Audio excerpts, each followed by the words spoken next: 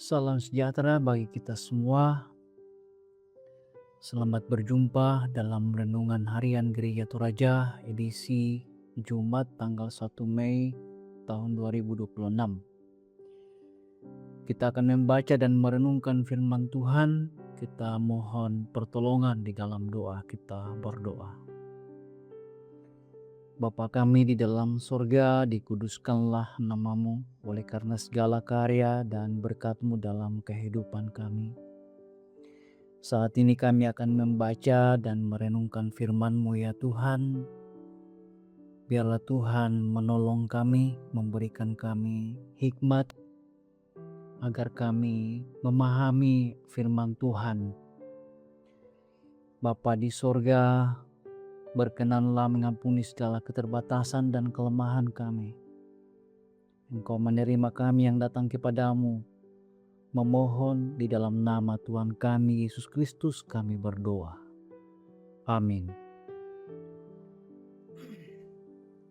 Saudara-saudara yang dikasihi Yesus Kristus, firman Tuhan yang kita akan baca dan renungkan pada saat ini dipilih dari Yesaya pasal 5 ayat 11 sampai ayat yang ke-17. Firman Tuhan, celakalah mereka yang bangun pagi-pagi dan terus mencari minuman keras dan duduk-duduk sampai malam hari, sedang badannya dihangatkan anggur. Kecapi dan gambus, rebana dan suling, serta anggur terdapat dalam perjamuan-perjamuan mereka. Tetapi perbuatan Tuhan tidak dipandangnya, dan pekerjaan Tuhan tidak dilihatnya. Sebab itu umatku harus pergi ke dalam pembuangan, oleh sebab mereka tidak mengerti apa-apa. Orang-orang yang mulia akan mati kelaparan, dan khalayak ramai akan menderita kehausan. Sebab itu dunia orang mati akan membuka kerongkongannya lapang-lapang dan akan mengangakkan mulutnya lebar-lebar dengan tiada terhingga. Sehingga lenyap ke dalamnya segala kesemarakan dan keramaian Yerusalem, segala kegaduhannya dan orang-orang yang bersukaria di kota itu. Maka manusia akan ditundukkan dan orang akan direndahkan. Ya, orang-orang sombong akan direndahkan. Tetapi Tuhan semesta alam akan ternyata maha tinggi dalam keadilannya. Dan Allah yang maha kudus akan menyatakan kekudusannya dalam kebenarannya. Maka domba-domba akan makan rumput di situ seperti di padangnya sendiri, dan kambing-kambing akan mencari makan dalam reruntuhan gedung-gedung orang kaya. Amin. Firman Tuhan. Dikatakan berbahagialah kamu yang mendengar firman Tuhan, merenungkannya dalam hari kehidupannya. Saudara-saudara yang dikasihi oleh Yesus Kristus, dari firman Tuhan yang kita baca pada saat ini kita akan renungkan melalui tema tanggung jawab umat Tuhan. Tanggung jawab umat Tuhan. Saudara-saudara yang dikasihi oleh Yesus Kristus, pemanggilan Abraham dalam Kejadian 12 menjadi awal pemilihan bangsa Israel sebagai umat pilihan Tuhan. Tujuan dari pemilihan bangsa ini sangat jelas, yakni menjadi alat pemulihan Tuhan bagi dunia ini. Namun tidak jarang bangsa Israel sebagai bangsa terpilih justru bertindak menambah rusaknya moralitas kehidupan. Hal inilah yang disoroti Tuhan melalui Nabi Yesaya dalam pembacaan kita pada saat ini.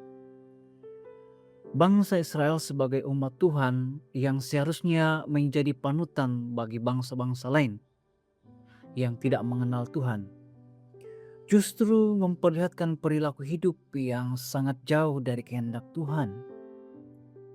Apa yang kita lihat dari bacaan kita pada saat ini.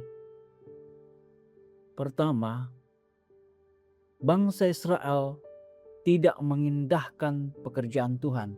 Ayat 12b.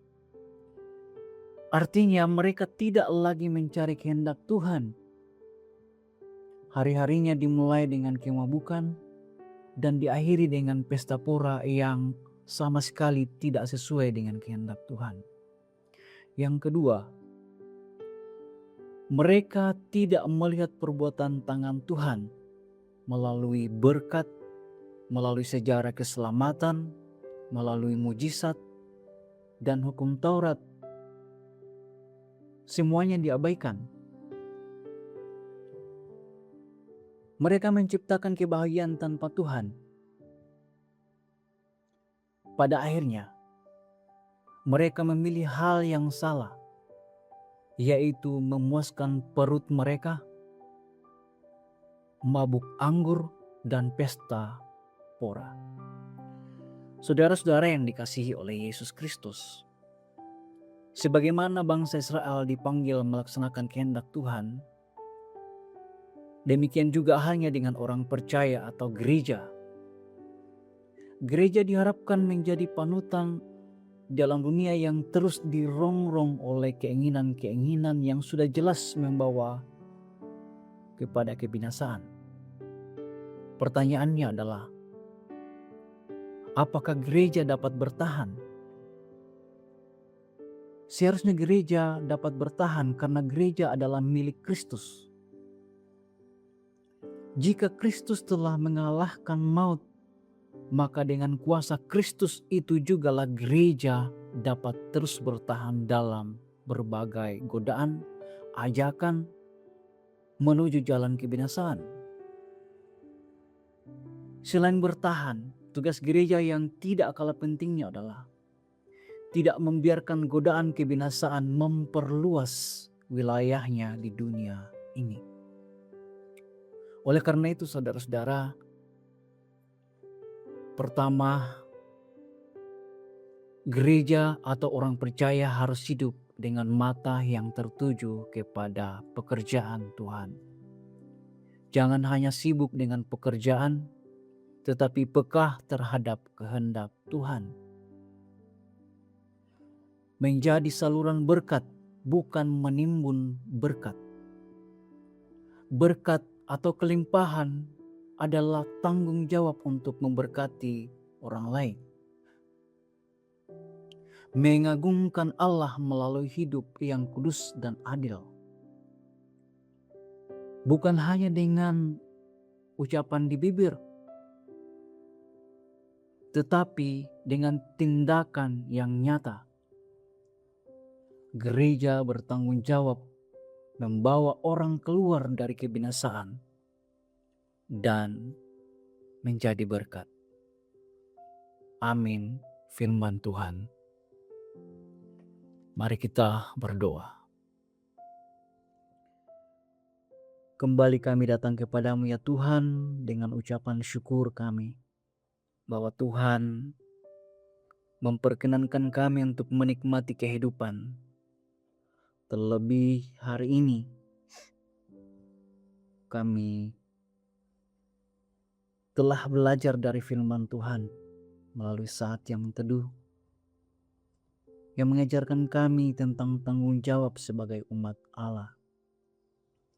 Kiranya firman itu ya Tuhan terus hidup dalam hati kami, dan melalui pertolongan Roh Kudus kami dimampukan untuk melakukannya dalam kehidupan kami. Terima kasih Tuhan atas segala kebaikan-Mu dalam kehidupan kami. Tuhan, berkatilah kehidupan umat-Mu dimanapun mereka berada, dalam setiap pribadi, dalam keluarga, dalam pekerjaan mereka. Biarlah mereka tetap merasakan damai sejahtera-Mu. Bapa di sorga, inilah doa kami, permohonan kami, ucapan syukur kami. Terima kami yang datang kepadamu Tuhan. Di dalam nama Tuhan kami Yesus Kristus kami berdoa. Amin.